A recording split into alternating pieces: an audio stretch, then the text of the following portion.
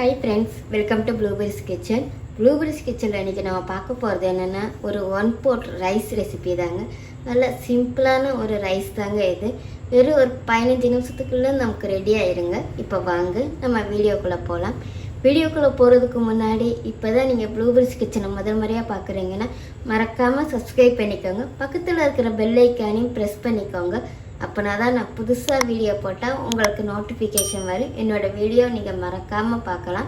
இப்போ வாங்க நம்ம ரெசிபிக்குள்ளே போகலாம். நான் இன்றைக்கி 1 கிளாஸ் அளவுக்கு பாஸ்மதி ரைஸ் எடுத்திருக்கேங்க.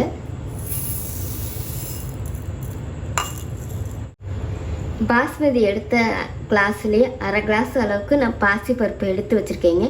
நான் ஏற்கனவே அதை ட்ரை ரோஸ்ட் பண்ணி தாங்க நான் எடுத்திருக்கேன். நான் இப்போ அரிசியும் பருப்பை 1க்கு 4 தடவை வாஷ் பண்ணி எடுத்து வச்சுருக்கேங்க. நமக்கு இப்போ இந்த அரிசியும் பருப்பு ஒரு 20 நிமிஷம் நல்லா ஊறட்டுங்க. அப்படின்னா தான் நமக்கு அந்த ரெண்டுமே நல்லா ஈக்குவலாக குக்காகி வரும்.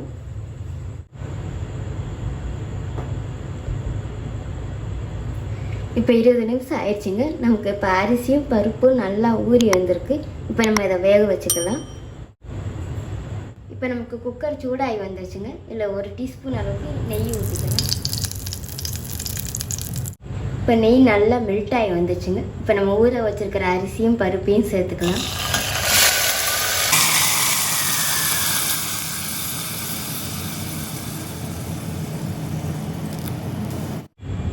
கால் டீஸ்பூன் அளவுக்கு மஞ்சள்,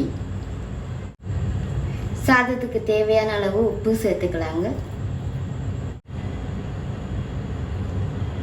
அரிசி எடுத்த கிளாஸுக்கு 4 கிளாஸ் அளவுக்கு தண்ணி நான் அளந்து எடுத்து வச்சுருக்கேன்.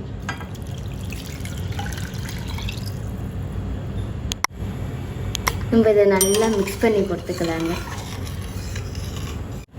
இப்போ நம்ம இதை மூடி போட்டு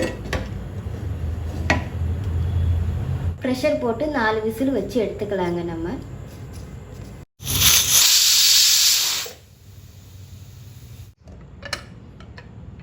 இப்போ ப்ரெஷர்லாம் போயிடுச்சுங்க. இப்போ நம்ம ஓப்பன் பண்ணிக்கலாம்.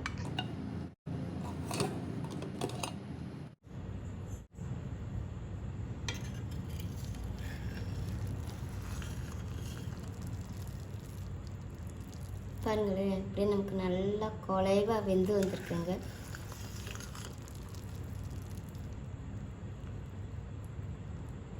இப்போ நமக்கு இது ஒரு தாளிப்பு கொடுத்துக்கலாங்க. நமக்கு இப்போ பேன் சூடாகிடுச்சுங்க. கொஞ்சமாக எண்ணெய் ஊற்றிக்கலாம். நமக்கு இப்போ எண்ணெய் நல்லா சூடாக இருந்துச்சுங்க. 1/2 டீஸ்பூன் அளவுக்கு ஜீரகம் நல்லா பொரிஞ்சு வந்த விட்டு 10 சின்ன வெங்காயம் இந்த மாதிரி பொடியாக கட் பண்ணி வச்சுருக்கேங்க. கொஞ்சோண்டு கருவேப்பிலை, ஒரு வத்தலும் நான் சேர்க்குறேங்க. கொஞ்சமாக பெருங்காயத்தூள், 1 டீஸ்பூன் அளவுக்கு இஞ்சி பூண்டு பேஸ்ட்டு நான் சேர்க்குறேங்க. நீங்கள் இஞ்சி பூண்டு முழுசாக போடனாலும் போடலாம், இல்லை தட்டியும் போடலாங்க, நம்ம விருப்பம் தான். இப்போ நம்ம இதை நல்லா வதக்கி எடுத்துக்கலாம். இப்போ நமக்கு வெங்காயம் கொஞ்சம் வதங்கி வந்துருக்குங்க. இப்போ நம்ம இந்த ஸ்டேஜில் மீடியம் சைஸில் ஒரு தக்காளி இந்த மாதிரி பொடியாக கட் பண்ணி வச்சுருக்கேங்க. இப்போ இந்த தக்காளி இது கூட சேர்த்துக்கலாம். 1/4 டீஸ்பூன் அளவுக்கு மஞ்சள் பொடி, 1/4 டீஸ்பூனுக்கு கம்மியாக மிளகாப்பொடி. இப்போ நம்ம இந்த மசாலாவுக்கு மட்டும் கொஞ்சமாக உப்பு சேர்த்துக்கலாங்க. இப்போ இதை பச்சை வாசனை போகிற அளவுக்கு நம்ம நல்லா வதக்கி எடுத்துக்கலாம். தக்காளியும் நமக்கு நல்லா வெந்து வரணும். பாருங்கள் ஃப்ரெண்ட்ஸ், மசாலாவோட பச்சை வாசனை போய் தக்காளியும் நல்லா மசிகிற அளவுக்கு நான் குக் பண்ணி எடுத்துருக்கேன். இப்போ நம்ம இந்த இதில் நம்ம குக் பண்ணி வச்சுருக்கிற அந்த சாதத்தை சேர்த்துக்கலாம்.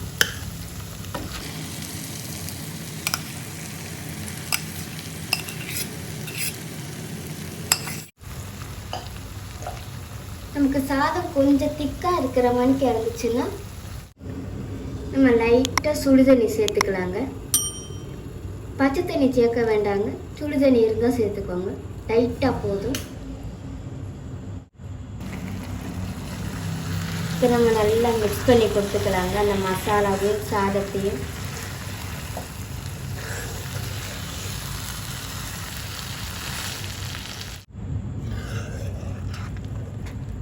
அவ்வளோதான் ஃப்ரெண்ட்ஸ், இப்போ நல்லா மிக்ஸ் பண்ணி எடுத்தாச்சு.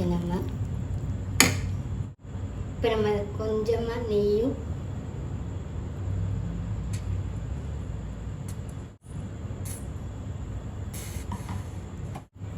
கொத்தமல்லியும் தூவிக்கலாங்க.